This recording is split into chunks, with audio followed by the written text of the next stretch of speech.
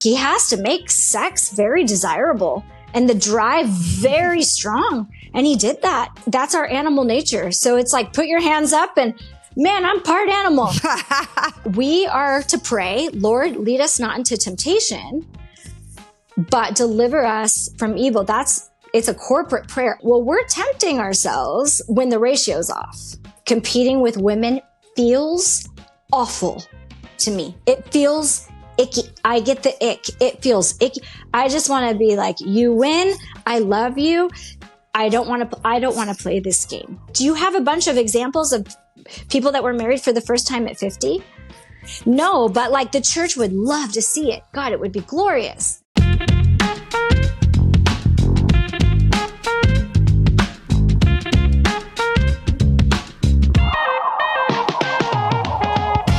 What's up, you guys? It's Kate, and today I have a question for you. Are you single, maybe later in life, and questioning, where is God in the midst of the singleness? I thought I'd be married by now. I'm looking at the time clock. It's just going by and going by and going by, and I'm frustrated. And maybe you're doubting, and maybe you're just wondering, is it always going to be this way? Well, I have an amazing episode for you today. I want you guys to tune in because I have the honor of inviting and getting to talk with one of my very best friends. And so not only is this a special interview because you guys are going to love her story and testimony, but what also is special about it is this isn't somebody who's foreign to me.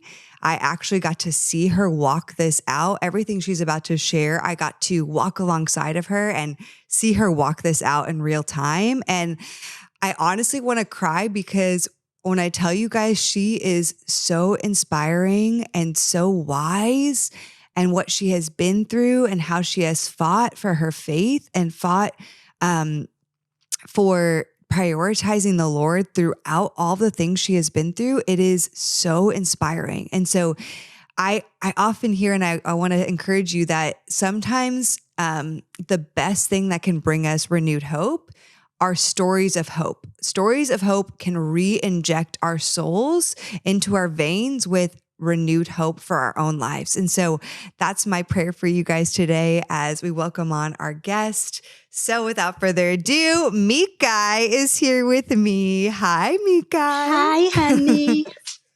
Hi, I'm honored to be here. I'm so excited. No, I'm like holding back crying because I just love you so much. I don't know what's going on with me. But I am so honored that you're willing to share this space with our people today and share some of your story. Yeah, God bless you all. I hope I can help. So we've been friends for a long time. Oh my gosh, how long have we been friends now? Like a decade? A decade? I was going to say a decade. I feel like it's been a decade. Okay. So that would mean that I was in my mid-20s roughly when we met, which is so wild to think about. And we met through mutual friends, and I remember some of our first instances together. You were working on my body because you happen to do body work. Actually, would you tell everyone about that for a second? Because what you do in that area is so beautiful and so healing.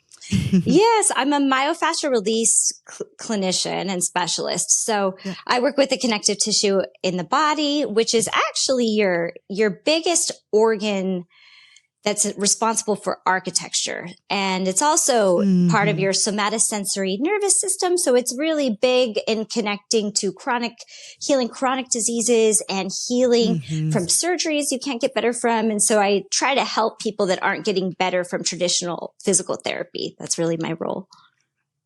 It's so good. You guys, if you've never heard of myofascial release and therapy, it is powerful, and it can be a little bit painful, but it's because you're really getting in there, really getting in deep. And I think I didn't know what to expect until our first 4 or 5 hour session. And I was like, oh my goodness, this is wild. Like, I remember some of my ribs were out of alignment apparently, and you moved them back through the work that you are doing. Like, you helped me before my wedding when my back was out, and you were amazing. And you've just helped so many people with that need deep healing. And I think there's something profound also to it because you are just so in touch with the Holy Spirit and you bring that into your work as well. So anyway, guys, if you don't know about this, you need to look Meki up on Instagram. You need to just look this up overall and educate yourself because it's powerful. And if you get massages, that's cool. But if you really want to change things that are happening in your body, or chronic illness and disease, then you need to check out Myofascial Release. So that's just a little plug for that because it's powerful. Oh, it's kind. You are a miracle worker. So when we met, we were both actively in seasons of singleness, right? Yes. Yes. And we've seen each other through multiple relationships and relationship endings.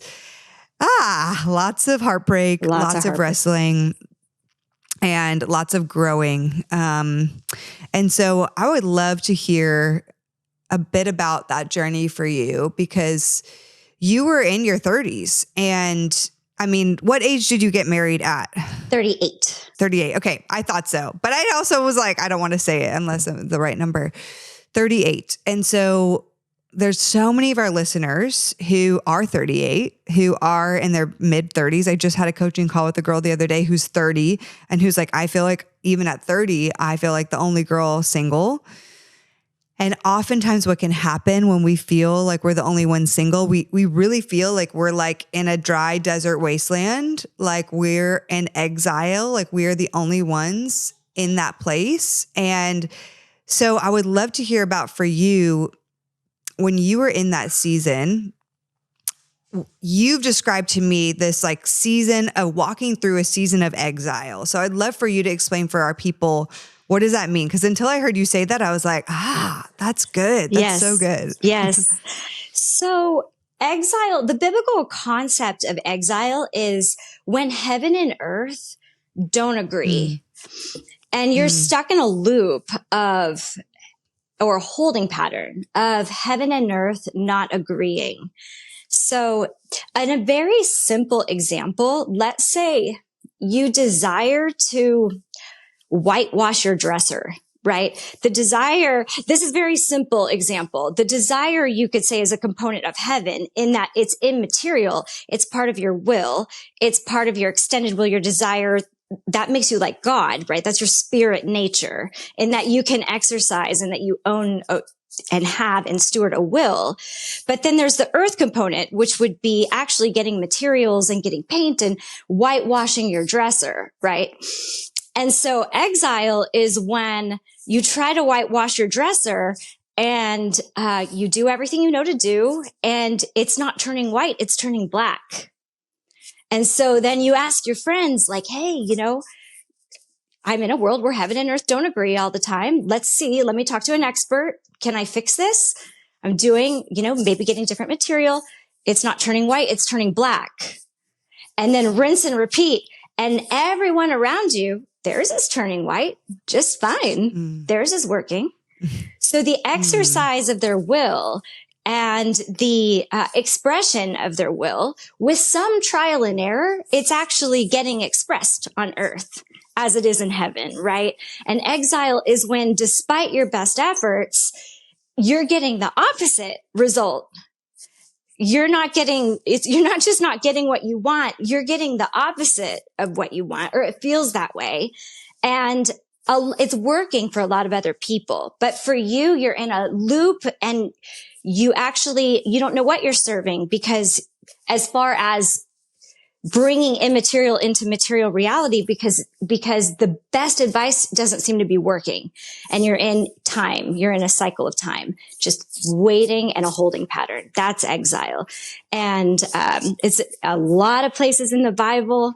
We're not alone. Exile can be very actually, it's in a lot of epic stories, to be honest, but I don't know that I've ever heard it explicitly preached on or talked about as far as how to do it well, or what to do when you're in that place, because you feel stuck. Yeah.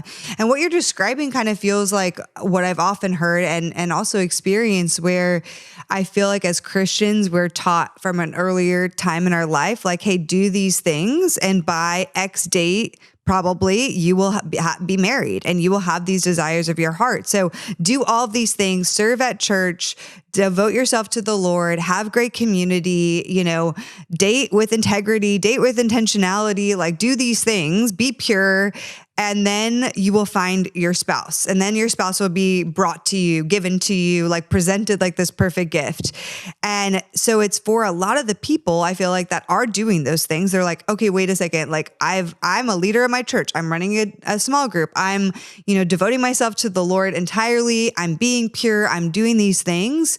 And wait a second, why is this not working for me? But then it's working for these other people. And even worse, if it's working for other people and maybe they aren't pure and maybe they aren't really that devoted to the Lord. And you're like, wait, I'm sorry, God, I think that maybe like this is, you're missing it. Maybe you blessed them by accident, but it's supposed to be me that's blessed.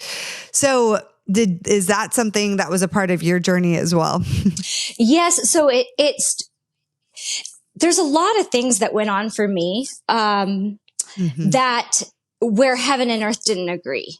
One of them was everyone around me and the narrative around me. I don't know if anybody can relate to this, but everyone around me was saying, I'm content in the Lord. I don't need a man. I'm just content in Jesus. And I was thinking, well, we were stalking your boyfriend on Facebook last night. We were writing a letter to him. We thought about driving by his house, but the narrative was, I'm content in the Lord, right? And this was professed with the mouth, but I would say with my lips, I'm not. I'm kind of miserable, to be honest. And I don't know how to not be miserable. I have this desire. It's eating me. Sometimes it's hurting me. I don't know how. God, if an angel of the Lord would come to me and say, I will turn this desire down for you, 50% of the volume, I would have said, do it.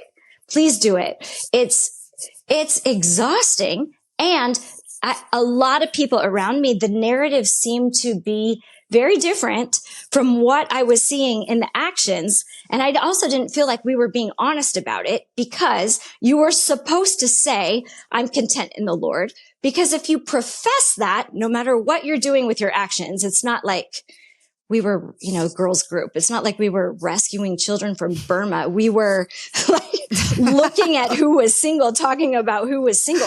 We were analyzing text messages. That's okay? right. We were, yes. And micro analyzing body language. And we were we were figuring out how to get married, but no one was willing to say, I don't know how to be content in the Lord right now. Or, my gosh, I'm not sure if I'm meant, I can learn to be content in want, but maybe I should keep the want there, because the want is, it's a desire that is written into scripture. So, I didn't feel like the heaven and earth were agreeing in a lot of things. One of them was what the Christian community was professing with its mouth, or what it was told to profess, right? And it just, not that it wasn't, I understand making the effort. Like, I want to profess with my mouth contentment, because maybe I can grow into that or live up to it. But it didn't seem to, it wasn't without sin. It wasn't the bullseye. It was missing the mark a little bit, or missing nuance, or missing, like, let's be honest, guys, we're all dying to get married. Let's just call a spade, because we're meant to work with the Lord in spirit and in truth. We're meant to worship him in spirit and in truth. So let's tell the truth. Let's be humble and close to the ground and honest about our situation. And I didn't feel like that was always happening.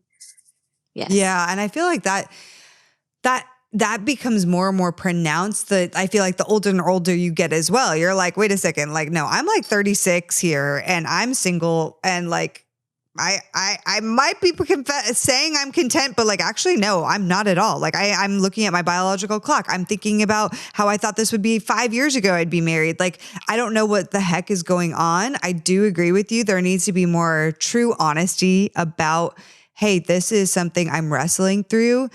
And for our listeners, there's a lot of people, I would say, when you started talking about that exile, that heaven and earth are not aligning, a lot of people, I think, are there where they're like, I'm so confused, especially Meki, when they feel like, hey, I have this desire and it says in the Psalms, like, God will grant me the desire of my heart.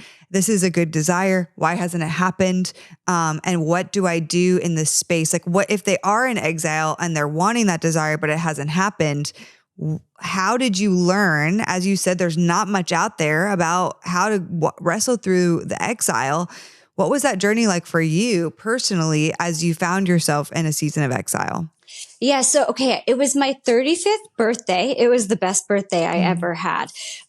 Basically, our mutual friend, Jessica Chung, was trying to say, come on, let's do something for your birthday. Let's celebrate. And I just told my girls, I don't want to do anything.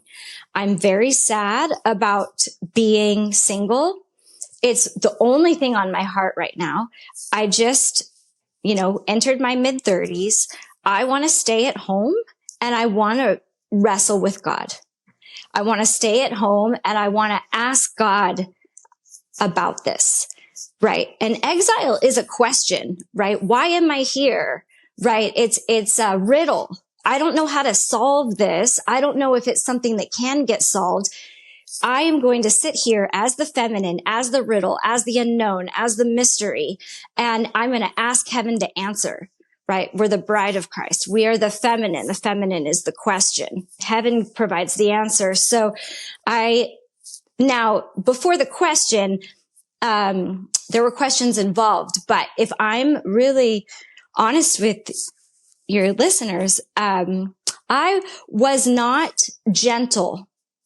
I got on my floor on my 35th birthday and I said, God, what is going on? Do you think this is good? Do you think this is good? You made me with all of these sexual desires. You made me with hormones. You made me with a physical temple that has every desire to reproduce. I am like in a place where I am so starving. I feel so starving for physical and emotional and spiritual attention. I feel like I'm at the end of my rope. I am so angry. I'm so mad. Like, answer me. I don't know why you would keep me here. This is bad, and this was the kicker. I said, you know what I'm going to do? If you don't answer me soon, I'm going to sleep around. I'm going to just start. I'm giving up on the whole thing. This is ridiculous. I'm just, you know what? I'm just going to start going at it. And that is actually for me, that's when heaven answered. And God, I love it. And God said to me, do it. That's what he said. He said, do not do it. Do not threaten the Lord your God. Do it. I gave you a will. I created the consequences built into reality. You know what they're like. You've been, you gave yourself to me at 21. You were not pure before that. You know what it's like. Do it. I'm the same God. I'm the Alpha and the Omega. I'll be here. Do it. And I said back, I'm going to try not to cry. I said, Lord, I don't want to. And he said, I know. So grow up and act like an adult in this stage of your life. And what I realized is, I had been acting like a child. I'd been acting like an obedient little girl sitting in the corner. God, I've been good. I've been chased and I'm just waiting for my reward because I've been good and I've been chased. And God says, God answered me. Do you think that's all I want from you? You think I want you just to stay immature and good? I make you good so that you can be powerful. I make you good so that you can be strong. I make you good so that you can be dangerous. And then I got he showed me a lot of pictures and I got a vision of how I was meant to be dating and how I was dating prior. And how I was dating prior was, oh my gosh, please some man notice me. I've been good. Mm-hmm. I've been good for God. Please somebody just am I good enough? Am I ready to graduate as a Christian? Because the only really ritual of graduation that we have is marriage, which Jesus also answered and said, Paul was single. Jesus was single. Where did you get the idea that this was Christian graduation? And I said, from the implicit actions of the Christian community, that's where I got them. And God said, they're not from me. So you walk like someone who is anointed. And guess what? I'm just fine with you. I'm happy with your obedience. You know, I'm fine that you're single. I said, God, it's getting late. Not for me. I'm the author of time. Right? It's just, I am fine with you. There's nothing wrong with your Christianity. In fact, I like spending your birthday with you. And then he showed me a picture of a tapestry, and I was walking up to it and I was ruining it. And he said, do you think, I wove you. Do you think I enjoy watching you tear yourself down with your own hands? Because you're not married yet, which you can't, in so many ways, you can't control. In the most basic, it involves another will. You can't control another will. In Genesis, that's not in the dominion of a human being. So it's not even in your dominion, and you're tearing yourself down over it. You think I enjoy watching that? This is sin. You are living in sin. And I just went, wow. So it's not something I'm missing.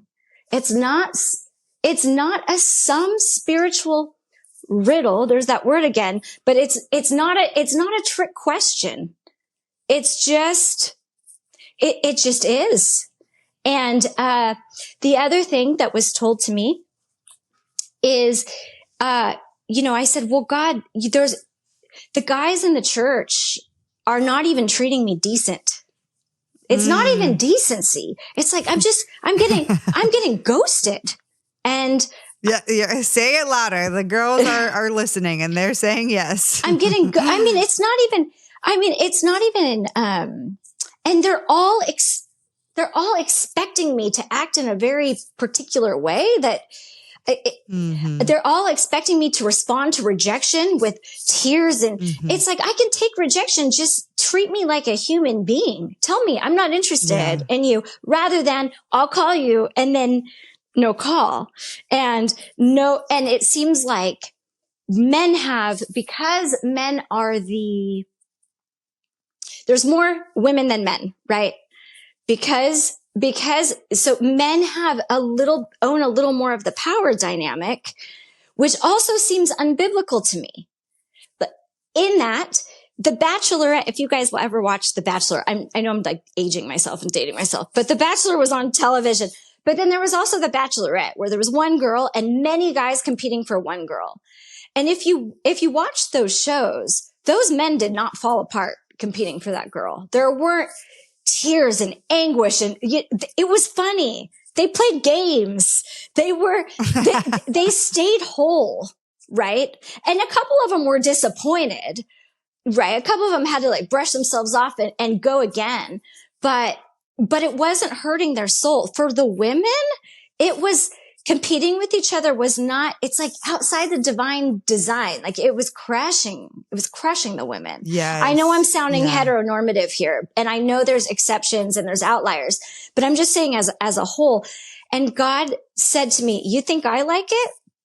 You think I like that? Like, listen, it's not good for the man to be alone. It's not good. Adam was supposed to name the animals. He has stewardship. That's even before he gets Eve. He's supposed to adopt responsibility and then be united to his wife.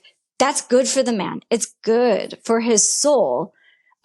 What's happening now is not good, but you listen to me. You can be part of the problem or you can be part of the solution. And when you complain about them nonstop, and that's all you do, complain, you're part of the problem. You're crushing the soul of a man. You're crushing the soul. Why don't you try encouraging? Why don't you try saying, you can do it. You're going to be a great husband. You can get a great job. I see this skill in you. I think you're and not lying, but edify the men where they're actually competent. Tell them, a lot of times we're idealists, tell them what you see. This is who I see you could be. You got this in you. Why not? Because maybe they have trouble believing it, or maybe it's not a clear enough vision, and it's not motivating enough to change behavior yet. So he showed me how powerfully inspiring the woman can be. She's a force. Eve was meant to redeem Adam. That was her role. But then she becomes a destructive force when she doesn't understand her role.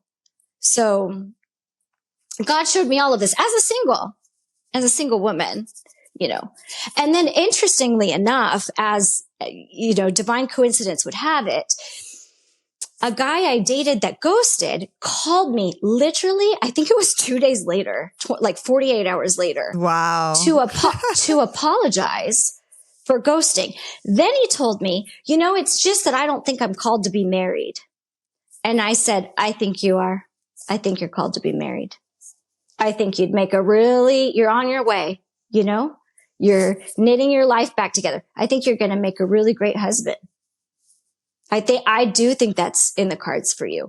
And let me tell you, even though I had a revelation from God, it wasn't easy, because I did have some personal, you stinker, you were just with no integrity. I just want to stick the sword in. There's a part of my nature that is that, but God told me that does no good. That does no good for any of the women. If you want the men to rise, you got to be part of the force that rises. That's not hating men. That's not, the toxic masculinity is a big phrase right now. The cure is healthy masculinity. It's not to hate men. It's healthy it's the healthy form. That's the cure. So we don't want to kill our cure, right? We want to be part of but God revealed this to me. So the point of exile is you wrestle with God until he gets you to a point where you're still not thrilled with your situation. But I realized, okay, it's not because he's not graduating me to the next stage of Christianity. He's totally fine with me. He sees me. We're doing something together, and we're going to edify the men. And he also told me, make your life now rich. Look at the ways that you are just waiting and not tending to what's in front of you. There's things you love that you're not diving all the way into all the way. Because you're too busy wondering where the guys are and who's who. Pursue that less, make your life very juicy, and get curious about what you don't know about dating. I had this paradigm switch, and I'm telling you, I would be, after I wrestled with God, I woke up that next day almost like a different creation. It was like a weight was off of me. And then I would be at the grocery store in my work clothes, which my work clothes are gross, sweats. I have lotion all over me. They're just gross. And I would get asked out, and it was just once. I think men use their nose more than we think. The men that are just wanting to hook up, they're using their eyes. But men that are looking for a wife, yes, they're going to use their eyes, but they use their nose and their instinct, and they're sensitive to the spiritual realm, I think, more than we think. And definitely how I got asked out started really changing, and who I was open to started really changing. All right, guys, this episode is sponsored by BetterHelp. I have to be honest with you. These days, therapy can be super expensive. It can be anywhere from $100 to $250 per session. And that's just crazy, y'all. It's gotten so expensive. And that's why I want to tell you about BetterHelp. With BetterHelp, you pay a flat fee for weekly therapy sessions. That's weekly therapy sessions. All right? Sounds pretty awesome if you ask me. Now, I know your mental health is worth it. That's not what I'm saying. It's just, let's maximize it. If you're somebody that has just gone through a big traumatic situation, you're just figuring stuff out where you really need to dive in deep, having weekly therapy is what you need. But I mean, I don't know. Can you spend $250 a week per session? Probably not. This is why I love BetterHelp as a great option. There's been seasons in my life where I just really need to be consistent, but it was really hard to spend a lot of money every single week. And so if that's you, I just want to tell you that BetterHelp could be a great option for you, especially if you're really diving in deep and really needing some extra support in the moment right now. With over 30,000 therapists, BetterHelp is the world's largest online therapy platform, having served over 5 million people globally. It's also super convenient. You can do it from the luxury of your couch and pajamas. You can just press a button, you can schedule a session. And if you don't love your therapist, then you can switch at any time. Your well-being is worth it. But let's also save some money while we're at it. Visit betterhelp.com/HOD to get 10% off your first month. That's BetterHelp, HELP.com/HOD to get 10% off your first month. How did you get to a place where you processed, where you weren't as embittered from all of these guys? And I saw some of these guys. I mean, I was with you for some of these, the men before Jason, where it's like, let me at him, you know, like, it's like, let me at this guy. I'm so mad at him. Why are you treating my friend this way? But it's like, you know, how did you get to a place where you weren't, you know, embittered and heartbroken while also still being open to marriage, you know, by like, I'm not going to just give up on it entirely, but I'm going to remain open to it, even though I'm frustrated in this process. So obviously this big moment from then on, was it like continuous? Was it like a full moment of change, or was it like a continual wrestle and fighting for an openness, even, you know, after everything you had been through? Yes, I mean, I'd say starting that wrestle, that one, there were a couple of them. The big one was my 35th birthday, but I was heartbroken. I was heartbroken by men, and then I was heartbroken by God. I was heartbroken. I mean, it was just, look at me. Do you think this is good? I am, my heart has been wrenched. Like, I am so hurt. The one thing that helped is God said to me, you think this is the vision of the Christian life. You think being a Christian and making it as a Christian and spiritual graduation is getting married, having a successful business, going on a few podcasts, and having 2.5 kids, and, you know, being in the know with the who's who pastors. You've mm-hmm. bought that story. Yep. That's not the story. That's not even close to the story. That's not even a version of the story.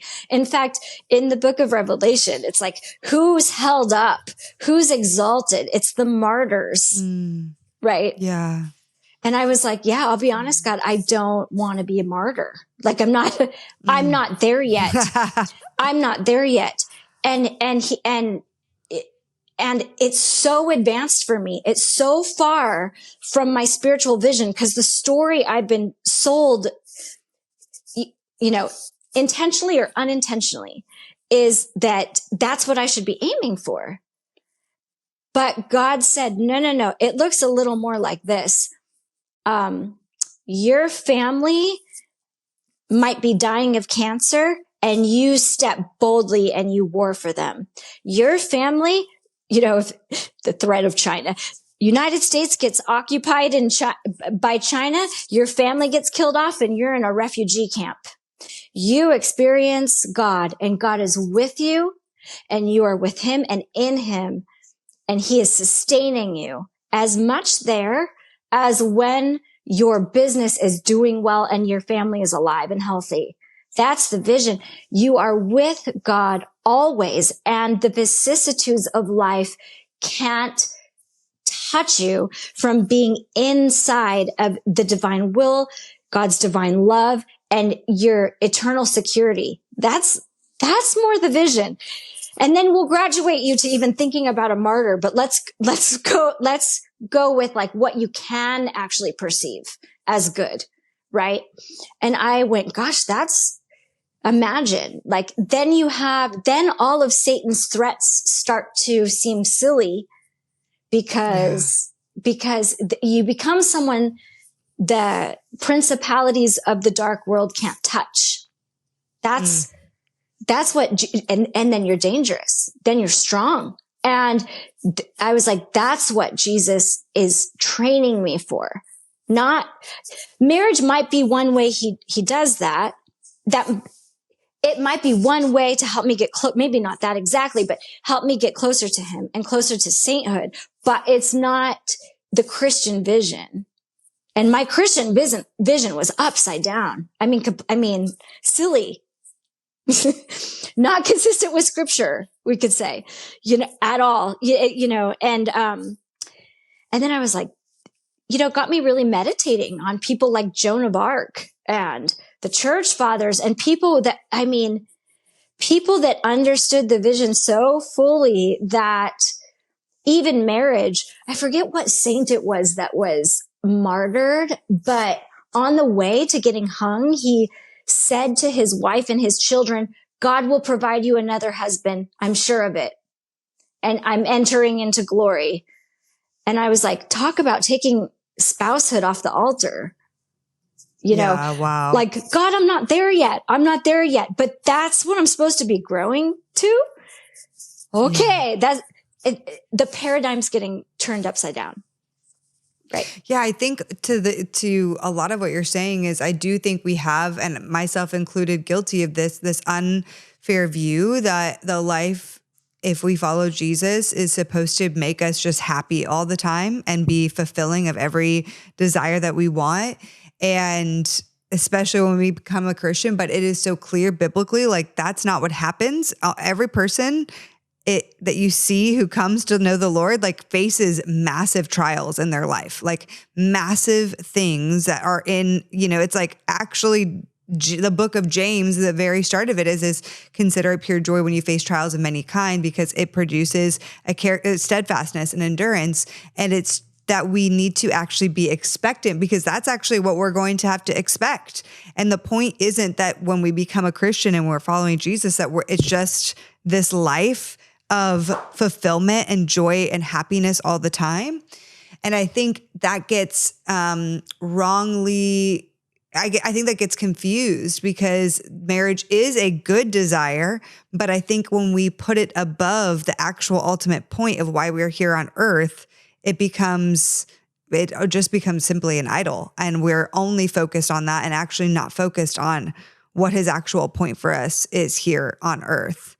And that is a very challenging thing. I want to bring up this just because I coached a girl many months ago, and she came to me and she was in her 40s and she looked at me, Meki. I mean, she was like, okay, Kate, I've done all the things. I have a therapist. I've done all, I have a super successful career. I make tons of money. I'm like, I'm very self-sufficient. I can invest in myself all these different ways. I've been to multiple matchmakers, and none of these matchmakers could find me anybody because I only have 3 top criteria, but they couldn't even match me with those 3 top criteria. Like, I don't know what the heck is going on.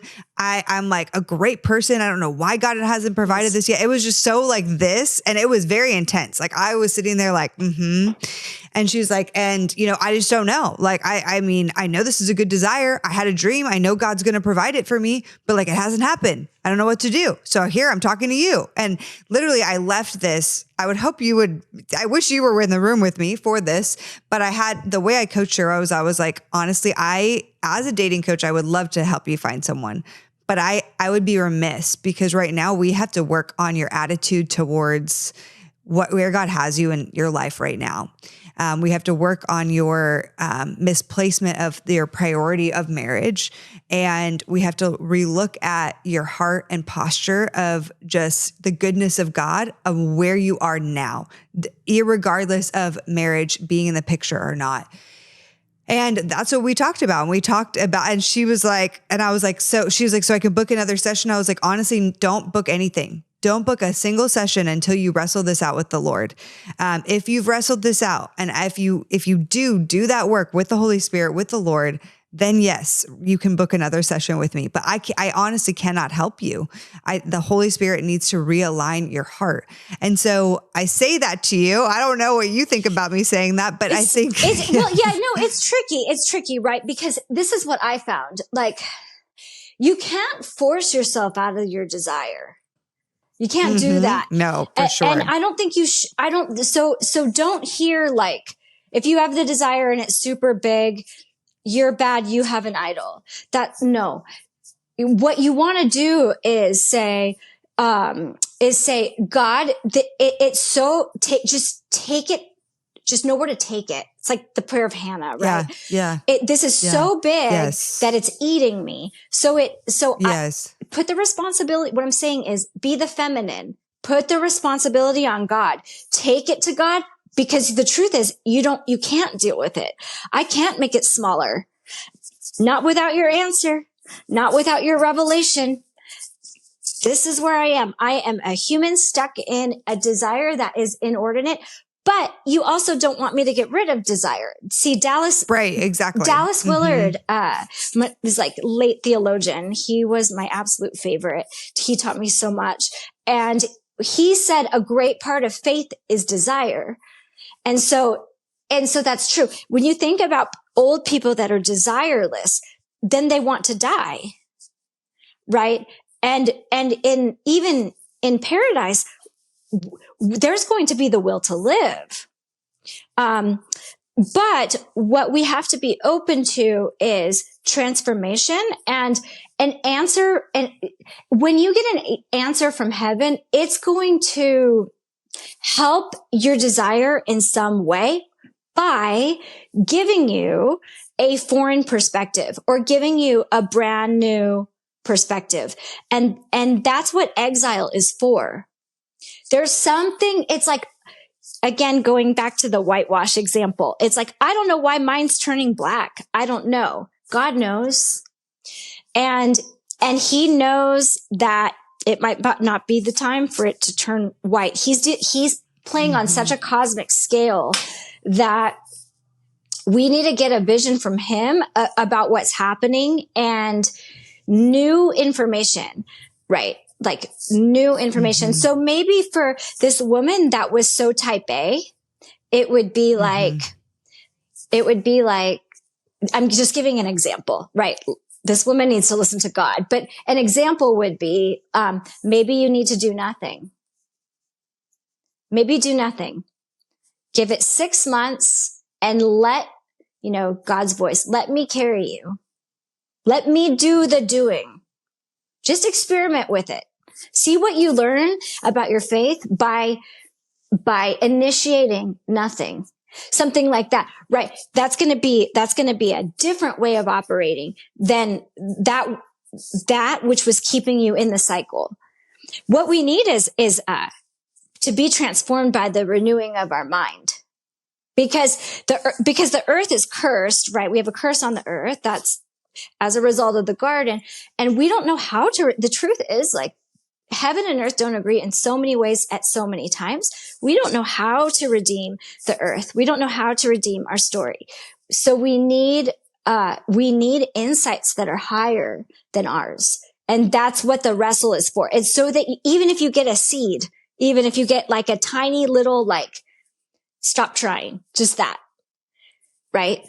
But that might be very new, and that's going to start opening up a new world.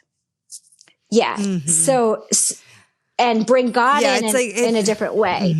He can act in a different, but I'm not saying that's exactly what I would just encourage the wrestle, because I'm not saying that's exactly what to do, but it's example. And that's what I, ended up saying to this girl. I said, your desire is not bad, and I think it's beautiful, and you should still hold that desire, but I think we need to rightly place it, because sometimes the desire becomes so big, it's like the only thing we can look at. It's like we're so hyper focused in on it that it becomes our entire world. It's like the whole, I was talking about this with somebody else on an interview, where it's like when you're younger and you're dating and it's like everybody's single around you, and you go to a worship night and everyone there is single. well, you want to say that you're there actually for Jesus, but in reality, you're just looking around the room. And during the first 10 minutes of worship, actually all you're thinking about is the guy that might be looking at you worshiping. And that's what you're like, it's so in your brain. That's all you can think about. It's like, I could just think about dating. I would say worship him right there in spirit and truth. God, he's so hot behind me. Oh my God, that's all I can think about. If you want me to think about other things, help me think about other things. I hear the song, but only kind of because I thank you for physical attraction. Man, I want to get married. Do you see that I want to get married? I tell you every day, 5 times, 5 times every hour. I'm just making sure you see me, but yeah, like bring him into it. Yes, why not? I like that. And, because in order, there's tremendous costs to procreation, like tremendous. Ask Kate. She has a 1-year-old. 1-year-old babies are a lot of work. They're a huge cost. So, in order to motivate us to have to have monogamous marriages and children and to raise them up in the fear of the Lord, he has to make sex very desirable and the drive very strong. And he did that. That's our animal nature. So it's like, put your hands up and man, I'm part animal. And like that guy is so good. Why not? That guy's so good looking. And geez, like I worship you, you are the God of attraction, man, like temper it as you would. I'm, that's where I am. But I think God can, that's where miracles happen. They can't God can't come in if we're not honest, if we're just behaving all the time. And, he doesn't give answers to the mysteries if we're not honest about the mysteries. We're so weird. Like purity culture is such a weird thing. It's like we can't, 13-year-olds are starting to want to wear makeup and get bras and it's like, at least what I was raised in or, started in at 21 was like absolutely no sexual desire until you get married and then all bets are off and then you're sexual. And it's like, that's not how it's not how it happens. That's not reality. That's not what if you read the fairy tales according to an ancient narrative, a lot of them are about puberty. A lot of them are about integrating your sexuality. And we have no idea in Christianity how to start a 13-year-old. Okay, we're integrating our sexuality. Now we're going to have attraction. Now we're going to want to kiss boys. What do we do? Right. We don't, there's no progressive integration into your sexuality, and your desire is going to be one natural good part of being human under God. We don't do that well. Now, I'm not saying I have the perfect answer. That's one of my ongoing questions to heaven too. How do we do it? How do we solve it? How do we do this well? Yeah. So good. Yeah. Well, I want to continue on and actually backtrack to something you mentioned in your story with as you were wrestling and as you were doing this exile, you started changing what you were open to in terms of, what you were looking for, what you might be open to. And this brought you to Jason, who you're now married to. And I would just love to hear more about that, because I think that is even when we were talking about that before the interview, I was like, I forgot about this part of the story. It's so good and so profound. So would love to hear more about that, because I think it'll really encourage people. Okay. This part might feel or sound controversial to some people, but here I go. So we want to worship God in spirit and in truth, right? That's been big in my walk with Jesus, is the truth part, especially. And because I think non-denominational Christians are good at the spirit part, but I think the truth part could be a little more edified. And so what's happening right now, as many of you know, is there's way more women than men in the church. Okay. This creates a situation. I don't know if any watchers or listeners, have heard of Louise Perry. She's actually not a Christian. She's a modern day feminist who advocates for monogamy and, is really against the porn industry because of, the fact that most of the costs and most of the consequences fall on the woman. She has really interesting writing. She has a podcast called Maiden Mother Matriarch. Anyway, she did a study where she looked at college campuses, and she found out on college campuses where there were more men than women, there was more monogamy, more monogamous relationships. But when there were more women than men, there was more of a hookup culture. I see. Yeah. Yeah. So this is a problem in the church. This is a question to heaven, right? And this is a riddle, like how, and this is what is happening right now in our context in truth. Okay. And we're not, we don't approach reality like that. And so acknowledging that hookup culture is going to be more likely when that's the case, because the lesser gender is going to mediate those social arrangements. Okay. So we are to pray, Lord, lead us not into temptation, but deliver us from evil. It's a corporate prayer. Our Father, right? Lead us not into temptation. Well, we're tempting ourselves when the ratio's off. Right. Women are tempted to compete with other women for men.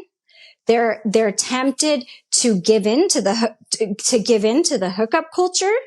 Right. And I just told God, I don't want to play the game. I do not want to compete with my friends. Competing with women feels awful to me. It feels icky. I get the ick. It feels icky. I just want to be like, you win. I love you. I don't want to play this game. I don't want to play. And so God said to me, now this is going to be hard for some Christians, but God said to me, read Matthew 22 and read the parable of the wedding banquet. And what happened in the parable of the wedding banquet is God invited his people to a wedding, and they were like, I'm busy, and I refused to come. I refused to come to the wedding. So then he said to the servants, the banquet I'm reading, actually I have this open, the wedding banquet is ready, but I invited those who did not deserve to come. So go to the street corners and invite to the banquet anyone you find. So God said to me, be open to people who are not in the church and judge them by their fruit. Bring them in. And now that would have freaked me out, but I had just done a wrestle where he showed me, you don't want to sleep around. Yeah. You don't want to do that. You've grown up. Your will and my will, we're aligned. Collaborate with me. Act like an adult. Act like a robust, wise woman with razor sharp discernment, and be light and see what you find, but razor sharp discernment, right? And there's men that want purpose, that want a wife, that would be very open to faith, especially when they're ready to get married. And this is actually alluded to in the book, The Meaning of Marriage by Tim Keller, that men are more likely to become more committed to their faith once they get married. It goes in the whole realm of, I'm choosing to adopt responsibility now. I'm choosing to go from boy to man. So everything that goes with it, including commitment to God, commitment to a wife, idea of children, and having a job that will facilitate such things. Okay, I'm ready to do all of that now. I'm done playing. I'm done with boyhood, right? And so the woman is often the inspiration, said Tim Keller in this book, or at least he alluded to it. She's the inspiration for his faith. Like, we've been told, don't flirt and convert. He has to be great with Jesus first. And it's like, I'm not saying like, go date a man in the porn industry. I'm not saying, and try to convert. Like, I'm not saying that, but I'm saying that there's men that have better fruit than men in the church that aren't coming to the wedding banquet. And so I started to pray, in Genesis, where the Spirit of God is hovering over the chaotic water. There's another verse in 2 Chronicles, and it says, the eyes of the Lord scour the earth to strengthen those whose hearts are fully committed to him. And I said, then Lord, I need your eyes to scan over my chaotic waters, my chaos of like heaven and earth aren't agreeing. I can't make this happen. Will your eyes scan the earth and strengthen those whose hearts who could be fully committed to you, who are on the brink, who I could invite into the banquet. You know who they are. Yeah. You know who are on the cusp, And so I don't even know if I told Kate this. I'm like, that might be why she doesn't remember. I didn't tell my friends because here's the thing. If you're 50 and trying to get married, if you're hearing this, you're doing something new. You're doing something new. So there's not going to be a bunch, people are going to be shocked by it. If God is asking you to do something new, no one's done it. But do you have a bunch of examples of people that were married for the first time at 50? No, but the church would love to see it. God, it would be glorious. 55, your first husband, it would be glorious. There needs to be, better diversity in the examples of what God can do, but you might be the first. And so there might be a perspective that has been really shunned by the church that's the foreign perspective. And we need just enough of the foreigner to give us enlightenment, but not to lead to our destruction. That's where we need to be an adult in our faith if we take on something like this. It's, it is, quote, controversial. I mean, it's not necessarily what we typically would say or recommend to our listeners. And I think it's because in the hands of the wrong listener, this could go really awry, right? So Absolutely. In the hands of a listener who is really desperate to get married and just wants to make it happen, they might actually overlook the fruit. Because what you're about to go into even more with Jason is the fruit. It's about the fruit. So it's not just, hey, you see someone who's not really a Jesus lover or who maybe is a very loose Jesus lover and you just give them a shot because they're treating you well. It's not just like they plan great dates. It's like, what is the fruit of their life? And I want you to talk about that more. And because ironically, John and Lisa Bevere, who many of my listeners know their story was similar to this, to what you're talking about. And I believe it was Lisa who was not all sold out for the Lord at all. Right. And, had quite the background. And John was like, actually, I think that we could work with something here, which is very rare to hear. And in the hands of maybe the wrong person who really is just like, I need to make this work, they're going to potentially maybe go out there and find someone and say, yeah, this will do. Even though that person actually isn't really open to the Lord, even though the fruit of their life isn't actually there, but they are so sick of dating some guys in the church, they're going to date this person and then they're just going to settle for it. And I think that's why this is it's dating, and these stories are amazing to hear because there is no one set way. Right. And while I wouldn't typically as a dating coach recommend that advice for all people, I so see what you're saying. And I think where you were at in your journey, because you were wrestling with the Lord, you were asking for laser sharp discernment. You were walking with this hand in hand with the Holy Spirit. You weren't just like, well, F this, let me just throw this all away. I'm just going to try whatever I want. And, cool. I don't really care anymore. You were like, no, Lord, if you want me to be open, I need your laser sharp discernment. And I want to, and help me to see the fruit and help me to recognize when this actually could be something, because you weren't willing to say, I'm going to marry someone where they're not a Christian and I am.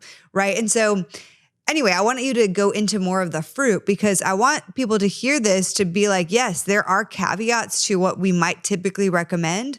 And I'm not also just saying to every person listening, hey, go out there and find a non-Christian or find somebody who seemingly makes you feel great, because that's also not a wise thing too. This has to be done like hand in hand with the Holy Spirit. So how did that look like for you and looking for the fruit? That's a really big part. Yeah. So, first of all, let me say, I was willing, once God said this to me, I was willing for it to be, trickier, you could say, or harder, or more nuanced than it was with Jason. With Jason, it was easy. He had so much fruit and so much more than in my opinion, right? Like in my opinion. Also, yes. Okay. To some of the men that maybe ghosted me, they might have seen that I didn't have the right fruit. A lot of them are happily married now. So it's like, I probably was the wrong girl for them as well. And they were, a lot of them turned out to really be great guys, and they look like tremendous husbands. So I want to recognize that and not sound like, it was one-sided, right? Or I was perfect. But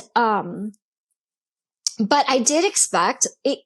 I was open to, a little bit of a wrestle with the guy, having to do like some light convincing, having to really tread the line between like friend and girlfriend for a while, having to have some of his views towards sex or porn or all sorts of issues, seeing how they evolve and kind of rubbing against each other and going with Jesus and seeing if I could be a light, and if his perspective was open to walking with the Lord and into being, to entering into the faith completely. I was willing to go more outside than Jason was. Let's put it that way. But Jason he just wasn't currently going to church, but he was raised Catholic. His parents they are very godly. They're very godly people. They're praying people. They're seeking people. So he was less far off than I had envisioned when God told me that. But when I first met him, he hadn't been going to church for a long time. And as he says it, he's like, I've always believed, I've just kind of kept my faith in the closet and not really known how to let it express itself in my life. I didn't develop a habit past confirmation, past when I moved out of my parents' house, of going to church on my own. And so he was so open. It was so easy. And, it was easy, honestly. And then some of the fruit, I mean, Jason's a very pure soul. And I think he's so pure. Yeah, yes. He's a better person than me. I think he's more Christ-like than me easily. The first thing that I noticed was, a person that I had dated, at least in the last 5 years before Jason, made great money, but was really like, his attitude toward work was like, look what I'm pulling off. I faked my way through that meeting. I just, and it wasn't, it was like, you make great money, but like, I don't trust your approach. You're like trying to get away with murder, Yeah. And Jason, was working his way up. So he wasn't positioned as high as maybe this person I'm comparing, but he, was like, just his candor and his, I want to learn this. I don't know this yet, but I'm put in IT and I've been put in IT and I'm learning so many things and I really want to help them get this done. There was like authenticity and a spirit of true contribution toward the workplace. And Martin Luther, ancient Luther, Protestant, not ancient, but, Protestant Reformation Luther, not Martin Luther King Jr. He said, the Christian shoemaker makes his fruit known not by putting crosses on the shoes, but by making excellent shoes, by doing good work, by doing work where people say, this is wonderful, right? And then they're drawn to the goodness of the work. And Jason was so authentically interested in being a contributor to his workplace, learning. He's teachable. He's humble. He doesn't try to like get away with anything. Jason will stay. He'll stay and make sure the job is done right with everything. And I thought I admired it. I admired his approach to work. I admired how he was helpful during COVID. That was like one of the first things I noticed. And then what he did on Sundays this was not with the church. It wasn't this shiny ministry boy that everyone knew because he leads this ministry and he knows this pastor and he dresses cool and every girl wants him because that's who, it's like a mini celebrity. We have such a strange hierarchy. I can hear that. And yeah, sometimes. Jason, unbeknownst to anyone, started a hiking club in his city that was filled mostly with senior citizens. And he did it. I'm not kidding. He did it every Sunday and he would take senior citizens on these hikes. I think it was open to anyone. He could correct me, but a lot of old guys went and he would listen to them talk about their dead wife for the whole hike. And he would just rinse and rinse. He's like, it's good. I think they need to talk about their wife. And I was like, you're doing ministry. You're doing so sweet. Who does that? Oh my goodness. I love Jason. Oh my God. And I think he'd bring his dog with him. Jason loves dogs. So when we started talking and started dating, we started praying together. And, I'd be like, you heard how I talk to God. God, yes. Very, very honest. But he's also being honest. And he is like, man, thank you so much for this. Thank you so much for that opportunity at work. Cause I need to get more patient. Thank you so much. I really appreciate having a car. Thank you for the roof. I'm really grateful for my dog. Thank you for taking my dog home safely. Thank you. Thank you. Thank you. Thank you. Thank you. Thank you. Thank you. Thank you. Thank you. Thank you. The whole prayer is up to this day. It's a lot of thank yous. And and he was actually just learning to pray out loud. And it was just constant, like, thank you, thank you, thank you. That's what came out of his soul.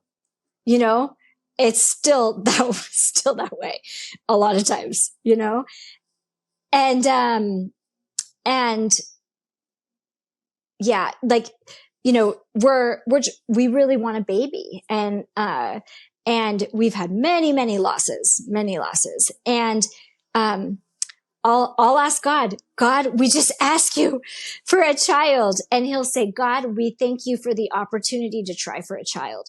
Sometimes he interrupts me and wants me to pray more thankful.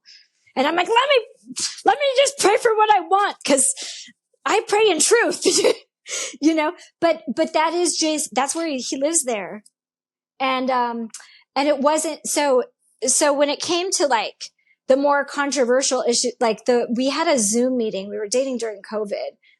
And I said to him, I'm all the way into Christianity. Like I'm no sex before marriage. I've kept strong this far. And he said, oh, I know. I said, He said, I had this tiny little ring, like so tiny. He said, you wear a ring that says true love waits. He's like, so I just figured, I wouldn't be dating you if I wasn't okay with it. It was so unbelievably easy. It was so unbelievably easy to take him to church. It was everything was easy. Knowing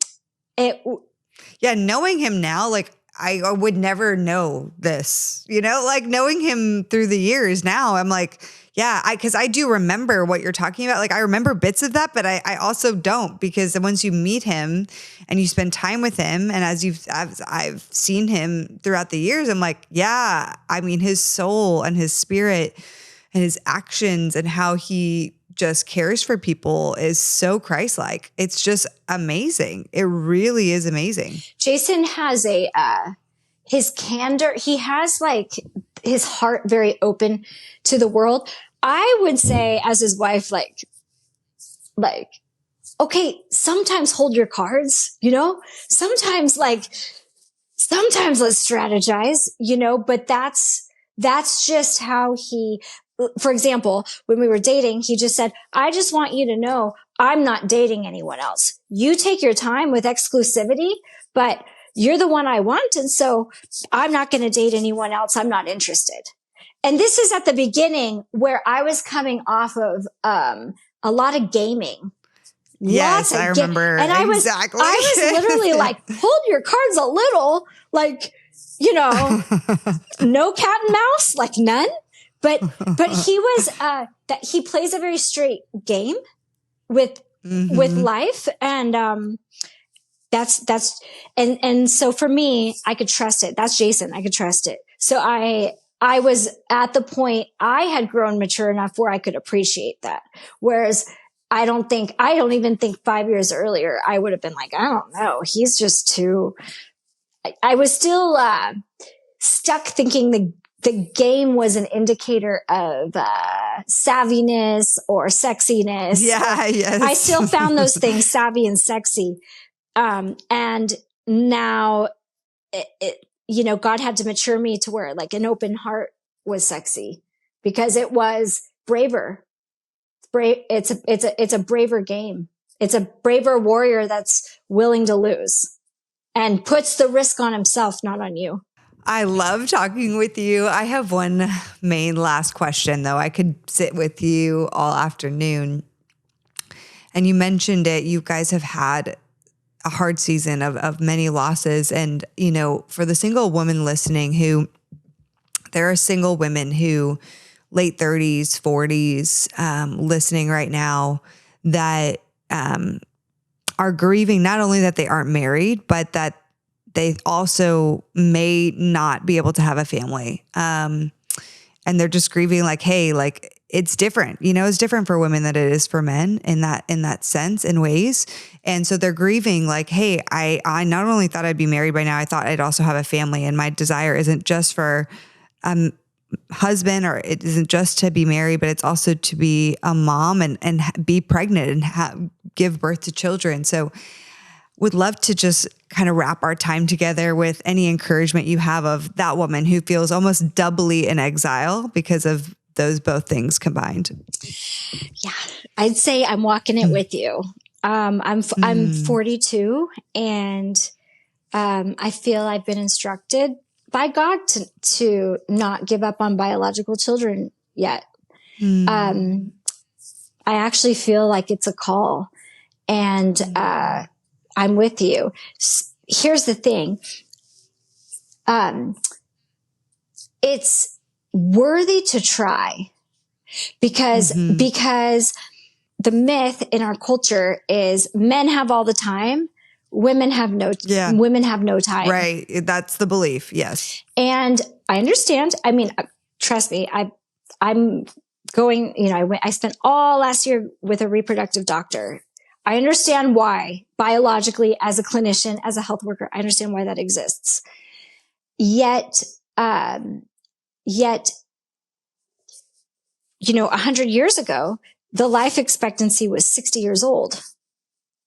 200 years ago, people lost all of their teeth to plaque and gum disease, and it killed you quick. If God is allowing women to have babies later, which he is sometimes through technology, sometimes naturally. My fertility doctor just got someone 48 pregnant. He specializes age 40 to 50. So it's happening.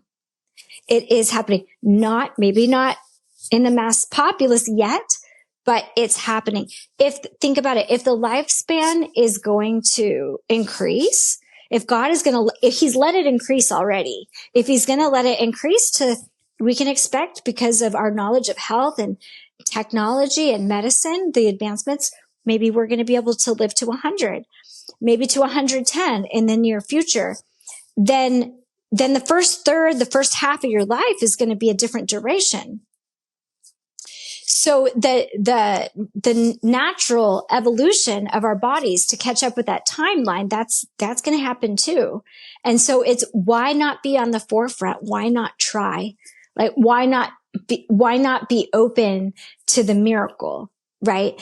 And, I was telling Kate, here's the thing. Like, if I am able to do it, right? Why not try with God? If I am able to do it, then that inherit, even if it was with some assistance and with technology and with my IVF doctor, then the acquired traits that we work for in our life, they get passed down in our DNA to our children.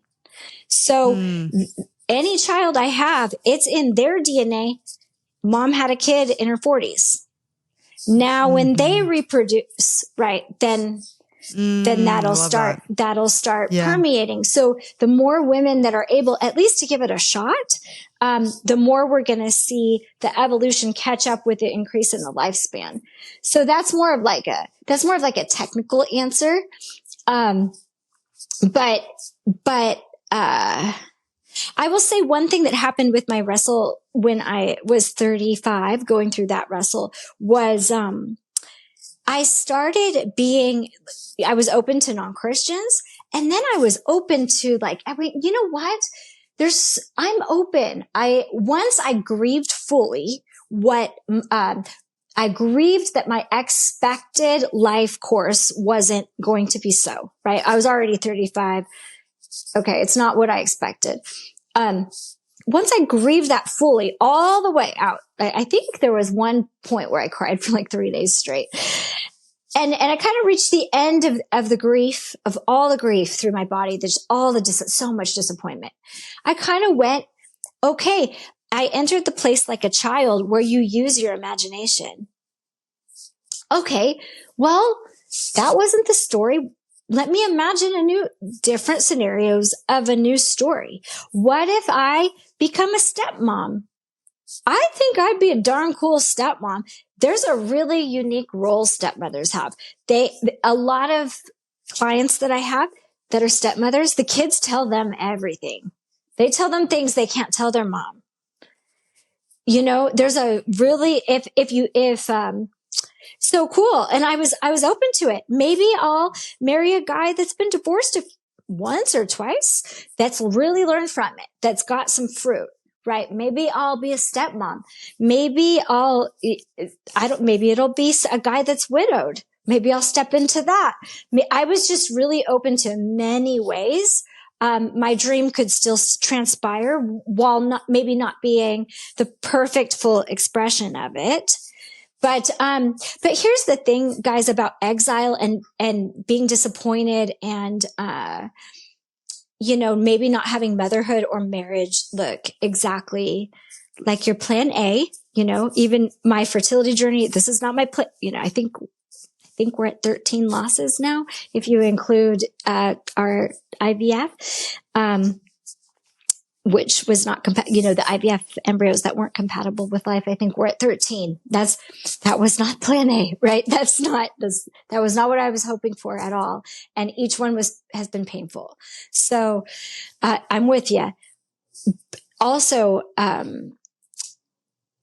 don't know, imagination creates a cool role. Oh, and what I was going to say is when we look at people like Tim Tebow and Tim Tebow and Miss Universe, Yeah. It's remarkable, right? It's like he wanted to be a star football player, and then he was, and then she wanted to be Miss Universe, and then she was, and then after their dreams came true, then they met each other at the right time, and it was like a dream couple, and then they wanted to do ministry and help the less fortunate, and they have all of the means and all of the connections to do that, and so they do it, and it's great, and then they want to have a baby, and now she's pregnant, and it's great, and it's like man, I love looking at them, you guys. It's like what's so epic about a couple like that is they point us to paradise. They point us to reigning with God in the city. where like heaven and earth they agree. So now we create wonderful things. Now we create beautiful things. Now we commit ourselves to doing good and creative enterprises in love. I'm not saying that's perfect because I know they help disabled children, but you get that, you get the example. Yes. They point us to heaven. But I mean this with such respect and such admiration in the kingdom for their role. You would never go watch a movie about them. Are you going to buy that ticket? Like, hey, our lives were perfect. Everything we wanted, we pretty much got. Do you know what I mean? People watch. It's unrelatable. Well, it's not. It's not. It lacks like it just. And I'm not. Man, I don't know them, right? So no, so totally. They might have an arc that they don't let known to the public that's actually super, super interesting. So I don't want to, I don't want to sound insulting, but I'm just saying from our perspective, they seem to have that role, or at least in my life, they have. Me and that JJ role. have talked about that. Yeah. Yeah. But you want to go watch epic stories. You want to go watch stories where it's like, man, there's some obstacles. Or, I mean, people watch stories still about the Holocaust or like, people that were in the gulag, or, I mean, remarkable stories. And because that's where most of us, that's where we live. That's where we are. We're at a place where we're in exile, or we're just waiting, or heaven and earth haven't agreed many, many times over. And the thing is, once you start using, I wonder how God's going to redeem this. I have different imagination. Maybe I'm 50. Maybe it'll be a different form of motherhood. Maybe it might look different, but I bet you it's going to be epic because it's different, and because God, it's not easy, and it's filled with struggle, and it's filled with story. And now I'm kind of like, I want to see how our fertility, now I'm in my story. I'm like, God, we've had so many darn losses, and we felt called to keep going despite what we've seen. And I'm like, I kind of want to see what happens because I do. Cause even if it's not what we desire, it's like, what a effort. And thank you, God, that you made us into more, bigger spiritual beings. And it's like your story's kind of exciting. It's different. You don't hear it. And I don't know if you're 50 and trying to get married. I want to watch that movie. That's the movie I want to watch. Same. Yeah. It's, 23 and made a vow to God. I've heard so many of these. I made a vow to God that I was only going to be with Jesus. But then in the middle of my vow, I started talking to a boy because our desires are strong. And then, then I got married at 24. I've heard so many of those. It's like, it has its own charm. But it's like, but I want to know. You're so right. What happens with like the outliers? Those are interesting. Yes. Like, I'm rooting for you. I'm praying for you, actually. Yeah. Yes. Honey, you're so encouraging, so empowering. I'm just so grateful for your story. I'm so grateful that you'd be willing to share your testimony with us, because just even watching you the last few years, and, we're not going to get into all of that, but like the wrestle that you went through in singleness is so profound, because the way you've wrestled continuously in your life with other things that have come up is because of how you wrestled in singleness. It's because of what God formed and shaped, and what you were also open to. Because God wants to form and shape us, but we can sometimes be like, nah, I'm good having, taking the reins and doing it my own way. And you've inspired and encouraged me so much in my journeys of wrestle, while I was still single. And now coming out of that, being also going through loss as well. Like just seeing your journey and the way you've wrestled. And so it's just so deeply inspiring. As we were talking, I was like, man, it's like, I love having mentors in my life. And I realized through our friendship, I'm like, I kind of have, Mika is kind of like a mini mentor. Like she's one of my best friends and like a mentor to me because of how wise you are and how much you're willing to share that with the close people around you. So it truly is such a treat for you to be able to share all of this wisdom with us today. It was so beautiful and so encouraging. And I love you so much. I love you. I'm so blessed by your words, and not to be annoying to have a love fest, but you've been an example to me, because one thing about Kate is, she never gets cynical.